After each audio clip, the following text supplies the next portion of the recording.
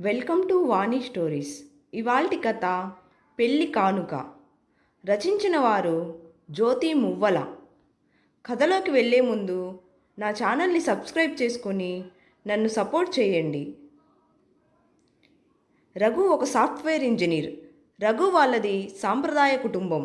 వాళ్ళ అమ్మగారు వనజాక్షి చాలా నియమాలు పద్ధతులు కలిగిన వారు. ఆమె దృష్టిలో కోడలు అంటే అనుకువగా ఆవిడ చెప్పు చేతుల్లో ఉండాలని అనుకునేది. ఎందుకంటే ఆవిడ అత్తగారు ఆమెను అలానే అదుపు ఆజ్ఞలలో పెట్టారు. అందుకే కాబోలు అవే పద్ధతులు పాటించి అత్తామామల ముందు మాట్లాడకూడదు, వారు కుర్చీలో కూర్చుంటే కోడలు కిందే కూర్చోవాలి, ఆధునిక దుస్తులు ధరించకూడదు, ఎప్పుడూ చీరలు మాత్రమే కట్టుకొని అత్తామామల దగ్గర అణిగిమణిగి ఉండాలి అని ఒక చాదస్తపు నియమాన్ని వంట పట్టించుకున్నారు. అదే మూసలో ఆలోచిస్తూ తనకి కాబోయే కోడలు కోసం వెతకడం మొదలుపెట్టారు. రఘుకి పెళ్లి సంబంధాలు చూస్తున్నారు. ఎన్ని సంబంధాలు చూసినా అబ్బాయికైతే అమ్మాయి నచ్చుతున్నారు కానీ వాళ్ళ అమ్మగారికి మాత్రం నచ్చటం లేదు. ఏదో వంక చెబుతూ వచ్చిన సంబంధాలన్నీ తిరస్కరిస్తూ ఉండేది వనజాక్షి. ఆవిడ సమస్య ఒక్కటే, బాగా చదువుకున్న ఆడపిల్లయితే కొడుకుని ఆమె నుంచి దూరం చేస్తారని. ఆధునిక దుస్తులు, జీన్స్, మోడ్రన్ డ్రెస్ వేసుకున్న అమ్మాయిలు అత్తామామలకి సేవలు చెయ్యరని ఆవిడ అపోహ. అందుకనే ఎంత అందంగా ఉన్నా, ఎంత బాగా చదువుకున్నా ఏదో వంక చెప్పి సంబంధాన్ని తిరస్కరించేది. ఇదిలా ఉండగా రఘు వాళ్ళ ఆఫీస్లో శృతి అనే అమ్మాయి రఘుని చాలా రోజుల నుంచి ఇష్టపడుతూ ఉంటుంది. శృతి అనాథ. చిన్నప్పుడే కారు యాక్సిడెంట్లో తల్లిదండ్రులు ఇద్దరినీ పోగొట్టుకుంది. అప్పటి నుంచి ఒక అనాథాశ్రమంలో పెరిగి పెద్దయింది. అదొక మిషనరీ అనాథాశ్రమం. ఆ ఆశ్రమానికి సిస్టర్ మేరీ హెడ్గా ఉండేవారు. ఆవిడ చిన్నప్పటి నుంచి శృతిని కన్నబిడ్డలా చూసుకునేవారు. శృతి మంచి నడవడిక, తెలివితేటలు కలిగిన చలాకీ పిల్ల గనుక బాగా చదువుకొని తనకు దొరికిన అవకాశాలను ఉపయోగించుకొని ఒక మంచి సాఫ్ట్వేర్ ఇంజనీర్గా ఉద్యోగం తెచ్చుకుంది.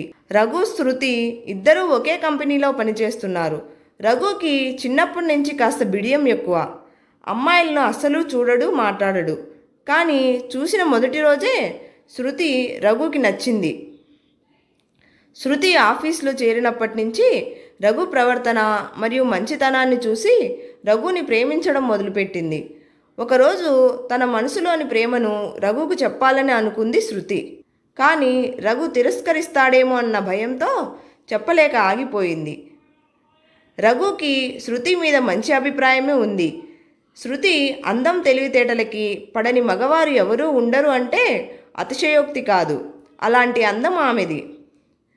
అదే ఆఫీస్లో పనిచేస్తున్న చాలామంది అబ్బాయిలు శృతిని పెళ్లి చేసుకుంటామని చాలాసార్లు అడిగారు. కానీ శృతి మనసులో రఘు ఉండడంతో తను ఎవరినీ అంగీకరించేది కాదు. అక్కడ చూస్తే రఘు ఇంటి పరిస్థితుల కారణంగా తన తల్లి మనస్తత్వం తెలిసిన రఘు శృతి అంటే ఇష్టమున్నా తన ప్రేమని తెలపలేకపోతున్నాడు. ఒకరోజు శృతికి రఘుకి పెళ్లి చూపులు చూస్తున్నారని తెలిసి ఇక ఆలస్యం చేస్తే రఘు దక్కడు అనే అభిప్రాయంతో తన మనసులో మాట రఘుతో చెబుతుంది. శృతి ప్రేమిస్తున్నాను అని చెప్పిన వెంటనే రఘు శృతితో తన మనసులో మాట చెప్తాడు. నువ్వు వచ్చిన మొదటి రోజే నాకు చాలా బాగా నచ్చావు శృతి. నీ టాలెంట్ చూసి ఇంకా బాగా నచ్చేశావు. ఒకే ప్రాజెక్ట్లో కలిసి చేస్తున్నా ఎప్పుడూ నీతో ఒక్క మాట కూడా మాట్లాడలేదు. ఎందుకో తెలుసా? నిన్ను ప్రేమించి నా జీవితంలో నీకు చోటిస్తే అది నేను నీకు అన్యాయం చేసినట్టే అవుతుందని చెప్పాడు. రఘు మాటలు విన్న శృతి ఆశ్చర్యపోయింది. అదేంటి రఘు, ప్రేమించినప్పుడు జీవితంలో స్థానం ఇవ్వడానికి ఏమీ అభ్యంతరం నీకు అని అడుగుతుంది. శృతి, నీకు తెలియదు, మా అమ్మవి అన్ని పాతకాలం పద్ధతులు. ఆడపిల్లలు జీన్స్ వేసుకున్నా, ఫ్యాషన్గా తయారైనా, ఉద్యోగాలు చేసినా ఆవిడకు నచ్చరు. ఇప్పటికీ ఎన్నో సంబంధాలు చూస్తున్నారు, కానీ ఇవే కారణాలు చెప్పి అన్నీ క్యాన్సిల్ చేశారు అని తన ఆవేదన శృతితో చెప్పాడు రఘు. నీ సమస్య ఇదే అయితే నా దగ్గర పరిష్కారం ఉంది రఘు. నాకు నువ్వు కావాలి. నా జీవితంలో తల్లిదండ్రులను కోల్పోయాను.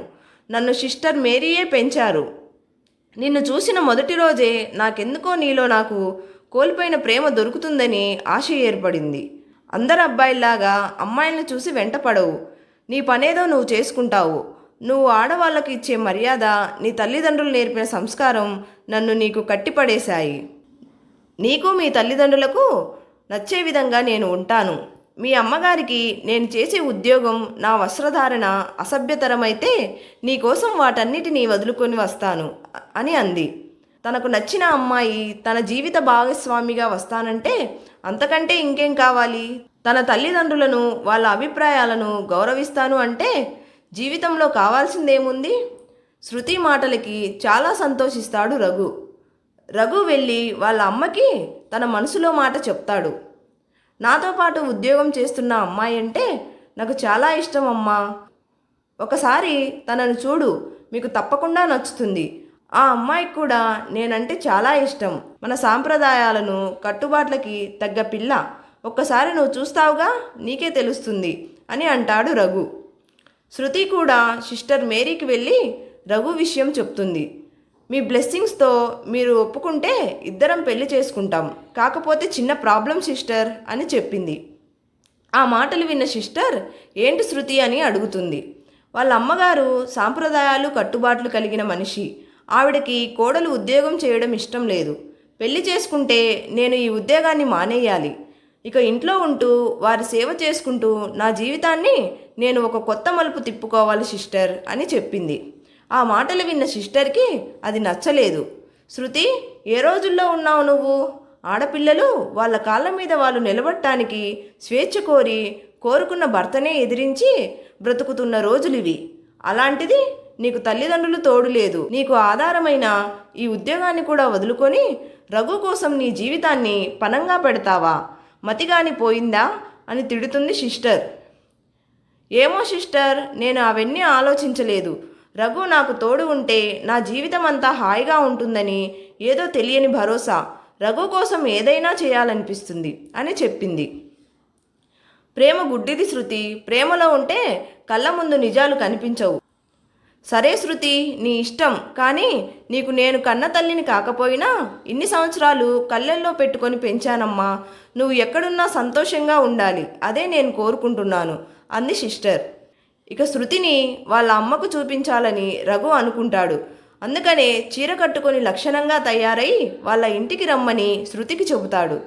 రఘు చెప్పినట్టే శృతి అందంగా చీర కట్టుకొని బాగా ముస్తాబై రఘు ఇంటికి వెళ్తుంది. శృతిని చూసిన వనజాక్షి, పిల్ల బాగానే ఉంది, వంట వార్పు ఏమైనా వచ్చా అని అడుగుతుంది. ఆ మాటలకు శృతి కొద్దిగా తెలుసు ఆంటీ అని చెబుతుంది. అంటే ఇప్పటి వరకు అనాథాశ్రమంలో ఆయమ్మ చేసి పెట్టేది, అందుకే నేర్చుకోలేదు. ఇప్పుడు నేర్చుకుంటాను అని చెబుతుంది. అనాథాశ్రమంలో ఉండటం ఏమిటి? నీకు తల్లిదండ్రులు లేరా అని వనజాక్షి అడుగుతుంది. అంటే అది అంటూ శృతి నానుస్తూ, మీకు రఘు చెప్పలేదా అని అడుగుతుంది. రఘు నాకేం చెప్పలేదే. అంటే నీకు తల్లిదండ్రులు లేరా అని అడుగుతుంది వనజాక్షి. లేరు ఆంటీ, చిన్నప్పుడే అమ్మా నాన్న యాక్సిడెంట్లో పోయారు. అప్పటి నుంచి నేను అనాథాశ్రమంలోని సిస్టర్ మేరీ దగ్గర పెరిగాను అని చెప్తుంది. చర్చిలో పెరిగావా? నీకు పూజా పునస్కారాలు వచ్చా? అసలు మా దేవుణ్ణి పూజిస్తావా అంటూ వనజాక్షి శృతిని ప్రశ్నలతో సంధించింది. నాకు ఊహ తెలిసినప్పటి నుంచి నేను యేసుప్రభుని ప్రార్థించాను. అంటే భగవంతుడు రూపాలు వేరైనా సర్వాంతర్యామి కదా ఆంటీ. అయినా సరే నేను రఘు కోసం నా అలవాట్లు, పద్ధతులు మార్చుకుంటాను అని చెప్పింది. ఇంతలో రఘు వాళ్ళ అమ్మ వనజాక్షి అక్కడి నుంచి లేచి లోపలికి వెళ్ళిపోయింది. రఘు తండ్రి ఆనందరావు మాత్రం మంచివాడు. అతనికి అమ్మాయి నచ్చింది. తను పెరిగిన వాతావరణం, పద్ధతులు అన్నీ రఘు కోసం వదులుకొని తన వ్యక్తిత్వాన్ని కూడా మర్చిపోయి చేస్తున్న ఉద్యోగం మానుకుని వస్తాను అని చెప్పిన తన మాటల్లో రఘు మీద ప్రేమను చూసి మురిసిపోయాడు. ఇలాంటి అమ్మాయి నా కొడుక్కి జీవిత భాగస్వామి అయితే వాడి జీవితం సంతోషంగా ఉంటుంది అని అనుకున్నాడు. శృతి ఆ రోజు అక్కడి నుంచి వెళ్ళిపోయింది. 2 రోజులైంది. రఘు ఏ విషయం శృతికి చెప్పలేదు. ఆఫీస్కు కూడా రావడం లేదు. ఫోన్ చేస్తుంటే లిఫ్ట్ చేయట్లేదు. ఏమైందో అని ఒక పక్క కంగారు, మరో పక్క ఇంటికి వెళితే రఘు అమ్మగారు ఏమంటారో అని భయంతో సతమతమవుతూ వెళ్ళలేకపోయింది. రఘు వాళ్ళ అమ్మగారికి శృతి నచ్చలేదు. కానీ రఘు తండ్రి ఆనందరావు నచ్చజెప్పే ప్రయత్నం చేశాడు. ఆ అమ్మాయికి ఎవరూ లేరు, మనం ఎలా చెప్తే అలా వింటుంది, మన ఇంట్లో కూతుర్లా మన కళ్ళ ముందే మన కొడుకుతో పాటు ఉంటుంది. నీకు వచ్చే భయమేమీ లేదు. తను రఘును ఎంతగానో ప్రేమిస్తుంది. మన వాడి కోసం కూడా కొంచెం ఆలోచించు. వాడు ప్రేమించిన అమ్మాయి కోసం వాడు మనల్ని వదిలి వెళ్ళిపోతే నువ్వు ఉండగలవా? ఇక నీకు ఏంటి సమస్య అని అడిగాడు. అయినా కూడా వనజాక్షి ససేమిరా ఒప్పుకోలేదు. ఎవరికి పుట్టిందో ఏ కులమో చర్చిలో పెరిగి పెద్దయిందంట. పెళ్ళి అయ్యే వరకు అన్ని మాటలు వింటారు.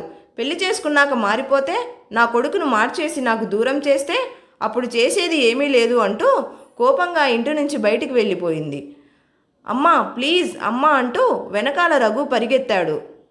మీ అమ్మకి కోపం వస్తే కాసేపు గుడికి వెళ్ళి కూర్చుని వస్తుంది, ఏం కాదులే అన్నాడు ఆనందరావు. రఘు ఇంట్లో పరిస్థితి ఇలా ఉండగా 2 రోజుల నుంచి రఘు ఫోన్ ఎత్తకపోవడంతో ధైర్యం తెచ్చుకొని శృతి విషయం తెలుసుకోవడానికి రఘు ఇంటికి వచ్చింది. కొడుకు బాధ చూడలేక ఆనందరావు ఒక నిర్ణయానికి వచ్చి రఘుతో ఇలా చెప్పాడు. రఘు, తల్లిదండ్రుల్ని గౌరవించాలి, ప్రేమించాలి, అది మన సంస్కారం, కట్టుబాటు అని మన శాస్త్రాలు గ్రంథాల్లో చెప్పారు. చిన్నప్పటి నుంచి కనిపెంచిన తల్లిదండ్రులను గౌరవిస్తే రేపొద్దున మన బిడ్డలు మనల్ని గౌరవిస్తారు. కానీ మన కోసం ప్రాణం ఇచ్చే మనిషి దొరికినప్పుడు ఆ తల్లిదండ్రులు ఆ ప్రేమను అర్థం చేసుకోలేనప్పుడు నీ కోసం వచ్చిన అమ్మాయి చేయి వదిలిపెట్టకూడదు. అలా వదిలిపెడితే అది మహాపాపం. మీ అమ్మకు నేను ఉన్నాను, మీ చెల్లి కూడా ఉంది, కానీ శృతికి ఎవరూ లేరు. అన్నీ నువ్వేనని నీ మీద ఆశలు పెట్టుకుంది. ఈరోజు కాకపోతే రేపు మీ అమ్మ అర్థం చేసుకుంటుంది. అర్థం చేసుకోకపోతే చస్తుందా? కానీ నువ్వు దక్కకపోతే శృతి ఏమైపోతుందో. అందుకే నా మాట విని మీ అమ్మ వచ్చేలోపే నువ్వు ఇంట్లోంచి వెళ్ళిపో. శృతిని పెళ్లి చేసుకొని హాయిగా ఉండండి, మిగతా విషయాలన్నీ నేను చూసుకుంటాను అని చెప్పాడు. ఈలోగా కాలింగ్ బెల్ శబ్దం వచ్చింది. వనజాక్షి తిరిగి వచ్చిందేమో అని అందరూ కంగారు పడ్డారు. మెల్లగా రఘు వెళ్ళి తలుపు తీశాడు. ఎదురుగా శృతిని చూసి రఘు ఏం మాట్లాడాలో తెలియక సైలెంట్గా నిలబడి ఉన్నాడు. ఆనందరావు శృతిని చూసి నవ్వుతూ రామ్మా అని ఆహ్వానించాడు. ఇంటిలో వనజాక్షి ఉంటే గొడవ చేస్తుందేమో అని భయంతో బిక్కుబిక్కుమంటూ అటూ ఇటూ చూస్తూ శృతి లోపలికి అడుగుపెట్టింది. మరేం భయం లేదమ్మా, ఇంట్లో మీ అత్తగారు లేరు అన్నాడు ఆనందరావు. ఇంకేం, శృతి కూడా వచ్చేసింది, ఇద్దరు వెళ్ళి హాయిగా పెళ్లి చేసుకోండి అని చెబుతాడు. అందుకు శృతి, అంకుల్, చిన్నప్పటి నుంచి రఘును ఆంటీ ఎంత ప్రేమగా పెంచిందో మీకు తెలియదా? అలా పారిపోయి పెళ్లి చేసుకునే పని అయితే ఇన్ని రోజులు రఘు ఆంటీ చూపించిన సంబంధాలన్నిటికీ వెళ్ళేవాడే కాదు. మీ దీవెనలతో పెళ్లి చేసుకోవాలని నన్ను ప్రేమిస్తున్నా ఆ మాట చెప్పకుండా తన మనసులోనే దాచిపెట్టుకున్నాడు. నేను నా ప్రేమ విషయం చెప్పినప్పుడు మా అమ్మకు ఆచార వ్యవహారాలు ఎక్కువ, నిన్ను చేసుకొని నిన్ను బాధ పెట్టలేను అని అన్నాడు. రఘు మీద ప్రేమతో నా ఆచార వ్యవహారాలన్నీ మార్చుకుంటానని చెప్పాను. తల్లిదండ్రుల విలువేంటో తల్లిదండ్రులు లేని నాకు బాగా తెలుసు అంకుల్. మీ కుటుంబాన్ని నా కుటుంబంగా చేసుకొని అందరం సంతోషంగా ఉండాలని ఎంతో ఆశపడుతున్నాను. ఆంటీని బాధపెట్టి మేము పెళ్లి చేసుకున్నా సంతోషంగా ఉండలేము. మాకు మీ దీవెనలు కావాలి, శాపాలు కాదు అని కన్నీరు పెట్టుకుంది శృతి. అప్పుడే బయట నుంచి వచ్చిన వనజాక్షి తలుపు చాటు నుంచి శృతి మాటలు విని కన్నీళ్లు పెట్టుకోవడం చూసి కరిగిపోయింది. నా కొడుకు నా కోసం తన ఇష్టాలను త్యాగం చేసినప్పుడు నా కొడుకు కోసం నేను నా పద్ధతులను మార్చుకోలేనా అని అనుకుంది. లోకమే మారిపోయింది.